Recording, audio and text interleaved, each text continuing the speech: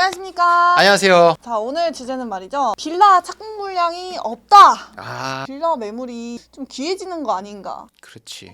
많이 발전했네. 제목이 빌라공사 현장이 사라졌다. 착공 물량 0 지역 수두룩. 민간 건설사가 공급을 해줘야 되는데 건설사 사장이라면 공급을 하겠어요 지금 같은데? 지금 뭐 어디 가봐도 다 경매 나오고 있고 지어진 것도 뭐 안 팔리고 있는데 짓던 것도 멈추지. 이자 비용을 좀 아끼려고. 그런 거에 관한 내용입니다. 은행 입장에서도 여기저기 건설사들이 파산을 하니까 위험 부담을 다 이자에 녹이거든요. 또 이자가 올라가고 영세한 또 건설사들은 또 어려워지는 거고 악순환인 겁니다. 기사의 내용 자체는 이제 착공 물량이 굉장히 극단적으로 줄었다라는 거고 이걸 통해서 우리는 한 걸음 더 나아가서 앞을 볼 수 있어야 돼요. 투자를 배우는 사람이니까. 그럼 앞으로 어떻게 될 것이냐. 4월 10일 날 총선이 있잖아요. 총선 이후에 많은 부분에서 건설사를 좀 구제하기 위한 정책들이 많이 나올 것 같습니다. 왜냐하면 정부 입장에서 절대 외면을 할 수는 없거든요. 장기적으로. 그리고 추가적으로 공급이 멈췄기 때문에 가격이 좀 올라갈 여지가 있다라는 겁니다. 이게 반복되는 거예요. 분양이 안 되면 분양을 멈추고 그러다 보면 공급이 줄고 매물이 없으니까 또 가격이 올라가고 가격이 올라가서 사람들이 또 투자 심리로 붙으면 돈이 되니까 분양이 완판이 되니까 공급을 하게 되고 사이클이 이루어지는 거거든요. 그러면 내가 어떻게 과거에 투자를 했었냐라는 거를 좀 말씀드리기 위해서 이해를 돕기 위해서 PPT를 준비를 했는데 저의 첫 주택은 화곡동에 있는 다세대 주택을 경매로 취득한 겁니다. 그 날짜가 2018년 6월입니다. 낙찰가는 1억 2,300입니다. 거기에 살고 있던 점유자분이랑 재계약을 해서 2년을 월세를 더 받았어요. 월세는 뭐 큰 금액은 아니니까 뺄게요. 근데 보증금을 받고 나니까 투자했던 돈이 싹 다 회수가 됐어요. 내가 1주택자가 됐지만 돈이 다시 회수가 됐으니까 그걸 또 재투자할 여력이 생기죠. 제가 당시에 650만 원 투자금으로 시작을 했기 때문에 그 금액도 크지 않아서 그거는 이제 갖고 있었고 이 화곡동 빌라가 2년 뒤에 제가 월세를 전세로 바꿨거든요. 1억 2,300에 낙찰을 받았고 1억 8천만 원에 전세를 맞췄어요. 그래서 여기서 투자금이 한 5천만 원 정도가 불려졌어요. 5천만 원 풀피를 만들어서 재투자할 수 있는 여력이 생겼어요. 2년 동안 또 제가 회사 생활을 하고 있었으니까 2년 동안 또 한 3천만 원 정도를 모았어요. 그러니까 8천만 원 정도가 되더라고요. 그거를 몰빵한 게 아니라 그거를 분산 투자를 했습니다. 갭 투자도 하고 경매로 낙찰받기도 하고 그러다 보니까 집을 팔지도 않았는데 새 채를 더 살 수 있는 여력이 생겼어요. 새 채 중에는 돈이 묶이는 것도 있었고 경매로 싸게 받아서 뭐 월세 보증금이든 받아서 투자금이 회수되는 게 있겠죠. 채수는 느는데 돈은 계속 들어오는 거예요. 이 새 채에서 또 시간이 지나면서 또 올려받는 돈들이 생기겠죠. 빠진 적은 거의 없었어요. 보수적으로 전세를 올려받았기 때문에. 그러면서 또 6채를 살 수 있는 거고 이러면서 사실 계속 불려지는 거예요. 부평에 있는 아파트를 2019년 7월에 낙찰을 받았습니다. 월세를 1년 단기로 맞췄어요. 20년 7월에 만기가 돼서 나가시고 또 전세로 맞췄습니다. 낙찰받은 금액 1억 6,800이었는데 그 전세 금액이 2억 1,000에 계약을 했습니다. 4천만 원 정도가 더 생겼어요. 여기서 또 여러 채를 살 수도 있었지만 저는 그 당시 이제 뭐 결혼을 하고 아기도 생기고 하다 보니까 이제 실거주 집을 좀 큰 거를 마련을 했습니다. 투자를 이미 해놓은 게 있으면 좀 안정적으로 내 실거주 집을 마련을 할 수도 있는 거예요. 이 실거주 집 마련하는데 제 돈 들어간 게 없어요. 자산이 제 집을 사준 거예요. 회사 다니면서 번 돈은 제가 최초에 650만 원 외에는 제가 건드리지 않았어요. 월급 받은 거 2년 뒤에 3,500만 원을 모았습니다. 3,500만 원으로 리스크에 대비를 하고 마이너스 통장인데 그것까지 건들진 않았어요. 한 8,500만 원 정도 현금으로 갖고 있으면서 채수가 많아졌으니까 만약에 사태에 대비해서 전세금을 뭐 미리 빼줘야 된다거나 이런 상황에 대비를 한 거죠. 지금은 진짜 할 수 있는 분들은 빨리빨리 사놓고 기다려야 되는 시기라고 생각을 해요. 물론 이제 단타 매도도 많이 말씀을 드리지만 경험이 없으신 분들이 매도까지 해보면 자신감을 갖기 때문에 단타 매도를 말씀드리는 거지 지금이 절대로 단타 매도를 하기에 적기는 아닙니다. 우리가 투자를 1, 2년만 하고 멈출 게 아니라면 지금 사놓고 좀 보유를 하셨으면 좋겠어요. 예를 들면 제가 전에 낙찰받은 방 3개 화장실 2개짜리 오피스텔이 있었잖아요. 1억이 안 되는 금액에 낙찰을 받았는데 말도 안 되는 거거든요. 공시가 수준의 낙찰 받는다는 것 자체가. 이게 지금 사이클로 봤을 때는 더 떨어질 수도 있지만 공급량이 줄었기 때문에 금리만 좀 떨어져주고 정책만 받쳐주면 또 올라갈 수도 있거든요. 전고점을 뚫고 올라간다 그런 게 아니라 단기적으로 빠졌으니까 이게 좀 정상화되는 가격으로 갈 수도 있다고 생각을 해요. 올해를 지나서 한 내년까지는. 낙찰을 받고 월세나 전세를 맞추면 계약이 2년이잖아요. 그 2년 뒤에 봤을 때는 거진 확실히 지금보다는 올라 있을 것 같다는 생각인 거죠. 지금 시점은 하락기, 보합기인 건 확실한데 과거를 한번 되짚어 볼게요. 상승기 때 분위기가 어땠냐면 금리가 저렴했어요. 대출 받아서 집 사기가 부담이 되게 적었어요. 전세가랑 매매가가 붙어있는 단지들도 많았어요. 공급 자체가 부족해서 전세가가 올라가죠. 그럼에 따라서 이제 매매가랑 붙어있는 경우가 많아서 투자자가 진입하기도 쉬웠다. 미분양도 없었고 분양되는 게 워낙 잘 팔리다 보니까 공급을 막 하기 시작했죠. 건설사에서. 이제 매매 전세가 이제 동반 상승하게 됐고 그러다가 이게 너무 많이 매매가랑 전세가랑 벌어지고 매매가가 너무 많이 올라가다 보니까 집을 살려는 분들이 가격에 대한 부담을 느끼고 거진 다 이제 전세든 월세든 임차로 전향을 한 거죠. 매매 수요가 빠지게 되면서 가격이 떨어지게 되고 공급도 건설사 입장에서 공급을 내일 하겠다고 해서 갑자기 내일 공급이 되나 이게 몇 년이 걸리는 공사 기간이잖아요. 미분양이 난다 그런 뉴스가 나오기 시작하면서 매매 수요가 싹 죽기 시작합니다. 올라가던 매매가가 이제 떨어지기 시작하고 전세가도 같이 일시에 빠지게 되는 거죠. 자, 그러면 지금 어디에 와 있냐? 많던 공급은 멈춰 있습니다. 짓던 것도 다 멈추고 있으니까 하락기에서도 상당 부분 왔다고 생각할 수 있는 거예요. 매매가도 이제 어느 정도 떨어졌고 전세가도 떨어졌죠. 일부 지역에서는 전세가가 올라가기 시작하고 있죠. 매매가가 유지되고 있는데 전세가가 올라가면 매매랑 전세랑 붙는 시점이 오겠죠. 전세로 사던 분들이 내가 5천만 원만 보태면 이 집을 살 수가 있네. 전세 수요가 매매로 전향이 되고 전세가랑 매매가랑 붙었다는 건 또 투자자 입장에서도 갭 투자가 가능하겠네 라고 생각할 수 있는 겁니다. 그러면서 이제 상승이 오는 건데 요 중간부 좀 넘어서 매수를 하더라도 당장은 더 떨어질 수 있으나 오르기 시작하면은 사실 이거보다 훨씬 이상으로 갈 거라는 거죠. 내가 2년 뒤를 보고 투자를 한다면 지금 사놓고 한 요쯤은 와 있지 않을까 생각을 하는 거죠. 경매 입찰할 때 나 혼자 입찰을 하나요? 경쟁 입찰을 하죠. 그들도 생각을 할 거 아니에요. 그들도 걱정을 갖고 상승기 때 경매하는 거랑 하락기 때 경매하는 게 어떻게 다르냐면 이게 내일도 오르고 있고 시세가 내일 모레도 오르고 있어. 그때 쓰는 가격이랑 내일 떨어질 수도 있어. 그때 쓰는 가격이랑 어느 게 더 싸게 쓰겠어요, 사람들이. 공포일 때 더 싸게 쓰지 않을까. 왜냐면 더 떨어질 수도 있으니까 심리적으로 그런 걸 대비하기 위해서 이걸 더 싸게 사야겠다. 그렇기 때문에 상승작 때 사람들이 비싸게 시세 대비해서 쓰는 거고. 왜냐면 빨리 사놔야지 내가 올라가는 걸 먹으니까. 하락기 때는 반대죠. 더 떨어질 수도 있기 때문에 이거를 비싸게 쓸 수가 없어요, 가격을. 지금 하락기인데도 너무 사람들이 비싸게 써서 낙찰을 받는 것 같다라고 말씀은 하시지만 그거는 상승장 때에 비할 바가 아니에요. 상승장 때 낙찰받았던 사례들을 보면 그냥 시세예요. 500만 원, 1000만 원 싸게 산 겁니다. 근데 지금 사람들이 얘기하는 거는 2000만 원 싸게 사도 야 저거 시세랑 비슷하게 받았네